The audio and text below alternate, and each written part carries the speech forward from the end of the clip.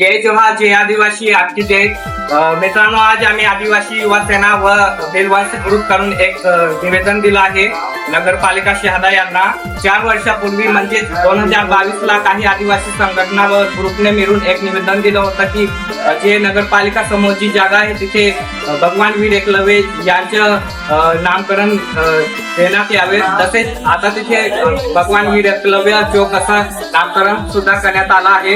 हे माहीत असून सुद्धा शहादा शहराचे बीजेपीचे नगरसेवक यांनी एक पत्र दिलं आहे 1 जूनला 1 तारखेला की जी भगवान वीर एकलव्य चौक आहे तिथे माननीय अण्णासाहेब विखे पाटील यांचे स्मारक उभं करण्यात यावे असं त्यांची मागणी आहे. पण त्यांना स्मारक उभं करायचे आहे तर दुसरे पण जागा आहे तिथे करावं, पण ते मुद्दामच आदिवासी समाजाचे आराध्य दैवत भगवान वीर एकलव्य यांना टार्गेट करत आहे व आदिवासी समाजाला टार्गेट करत आहे. हे अत्यंत चुकीचे आहे.